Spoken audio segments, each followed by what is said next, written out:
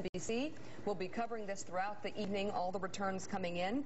It looks, according to the polls, like Barack Obama will have an edge. But this article asks if Barack Obama sweeps the Potomac primary, will that make him the front runner? Would a Clinton-Obama race split the party? It raises the issues that we're all thinking about in terms of how this could, especially, gosh, I mean, the superdelegates. Clinton seems to have a lock on a lot of them, but is Obama attracting them? All the different moving parts in this election is what's making it so dynamic, and also making people like Bill Clinton not only a target, but finding himself having to recalibrate a little bit. Here now is Bill Clinton on the campaign trail yesterday. Take a listen. You know, I'm a hired hand here for my wife. She says, I told her the other day, I said, haven't you heard about the maximum hour laws? And she said, well, you're not a child and free help's hard to find. Go back to work. All right, joining us now, Dee Dee Myers. She is the former President Clinton press secretary. She knows a little bit about the Clintons and how they operate and how they plan to win this race. Dee Dee, thanks for joining us. Good morning. How are you? Good morning. Thanks for coming on the show. We appreciate your getting up early this morning. Happy to be here. So, not the early morning part, but the rest of it. I hear you, and I feel your pain. So Bill Clinton is now a hired hand for his wife. Talk to me about the recalibration of Bill Clinton. Has there been one? Well, I mean, clearly there has been, if you just observe his role on the campaign trail, and he's talked about it himself. I think South Carolina was the low point of this campaign, not just for Hillary Clinton, but for the campaign more broadly. And I think the Clinton campaign got the message. It wasn't working. And I think Bill Clinton got the message. What he was doing wasn't working. And he said recently that he really can't defend his wife. He can just advocate on her behalf. And so I think his tone has changed. He's certainly a lot less visible. He's clearly trying to stay away from those impromptu news gaggles, you know, talking to reporters after events, between events, which got him into so much trouble. Not just, by the way, during his wife's campaign, but often during his own campaigns over the years. So, you know, certainly that's turned the heat down a little around him, but we'll see. I think people still have bad memories of that week in South Carolina. All right, I'm looking at the New York Times, actually this is a Patrick Healy article, and it says, backers rattled as Obama runs up a winning streak. Is the Clinton campaign at this point rattled, or are they trying to figure out how in the world do they get through February and potentially more Obama wins and Obama momentum, if I may, building up till they finally get to March to a race that they feel like they might be able to do something about?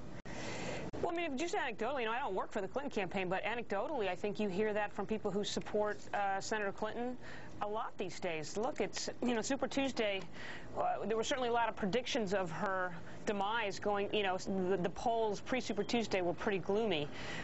You know, according to many, she was behind by as many as 13 points in California, and somehow she came out of that about even. And there was like a brief reprieve, and Obama didn't get as much momentum as it seemed he might going into it. But then he's headed into this long, you know, rest of February period where he's possibly, almost certainly going to sweep everything, with the possible exception now of Wisconsin, which he still might win. And so if you're a Clinton supporter and you're looking at the numbers, you know, the question keeps coming up, is Obama the front runner? Well, he's got more money, he's got more delegates, he's got more momentum. I don't know what else it takes to be a front runner in this race, and I think a front runner is in a position he doesn't necessarily want to be in. He keeps saying he's not the front runner. He likes being the underdog. He calls his campaign the scrappy little team, which they in many ways are. The only thing he hasn't gotten that front runners generally get is the kind of scrutiny that Senator Clinton has gotten over not just this campaign but over the last 15, 16 years. So that could be. Yeah. I mean, I think Senator Obama likes being the challenger, the underdog, the guy who's constantly coming from behind to win, even when all the sort of major indicators suggest that maybe he's actually the front runner already. Dee Dee, Mike Barticle has a question for you. Sure. Hi, Mike. Dee Dee, how you doing? First of all, Dee Dee, let's get the obligatory book plug in there. Why Women Should Rule the World by Dee Dee Myers. Thank you. You can go on the computer right now, Amazon.com, BarnesandNoble.com. There it is. Get that book done. Right. Dee Dee, I fondly recall, because I was much younger then, you know, watching you traipse around New Hampshire in the spring of 1992 with then candidate Bill Clinton. Right. And we were all younger then. Yeah, and I'm wondering, Mika mentioned Patrick Healy's piece in the front of the New York Times today. It's the front of the New York Times, so it's going to draw a lot of attention. Right. The level of exhaustion that accompanies a national campaign, state to state, day after day after day. Anecdotally, can you tell us what a story like this in the front of the Times does internally within the campaign, given all the physical unrest that a campaign brings to a candidate and the staff? What happens? Right. Well, and I think they're in a period where this is just one more brick in the load, and it makes for a long day. The day starts out bad, and it's probably going to end bad. But, you know, there was a sort of mentioned in that piece, Mike, was a conference call that Senator Clinton did yesterday with her supporters where they said she sounded tired, she sounded down. Yeah. These are long and grueling contests, as you know. Just the physical requirements of traveling every day, sort of sprinting toward the finish line in one set of primaries, only to get up the next morning and head into the next round. Right. Losing is really hard. Not raising as much money as your opponent is really hard. Shaking up your campaign staff is really hard. Having to listen to people all give you the best advice they can, which gets a little tiring when you're inside the campaign and things aren't going too well. It's tough times, and there's no end in sight for them. You know, Dee Dee, you have just described sitting here in the set of Morning Joe without the travel. No, you have no idea.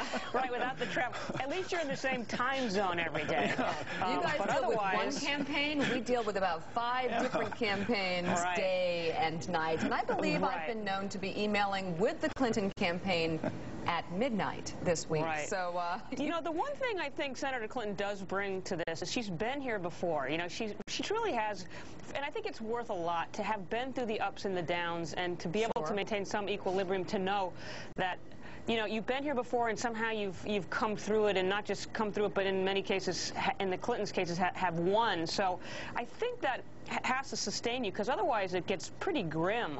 Yeah. You know, every time she sort of built a firewall, though, in this campaign, I think New Hampshire was a firewall that looked like it was going to collapse, and it didn't. California and New Jersey were firewalls that looked like they were going to collapse, and they didn't. So we'll see if she has to wait till Texas and Ohio, that's a long, grim, dry spell, but maybe that firewall holds as well. If Obama wins both Texas and Wisconsin, I really don't see what stops him from winning the nomination. it's amazing. This race is truly dynamic. Dee Dee Myers, thank you so much. We would love to have you back. Thanks for getting up early. You look great. And you can read Dee Dee's newly released book. It's February called 26th. Oh, February 26th. Why Women Should Rule the World. Well, that's a very good question. I'll be reading that, boys.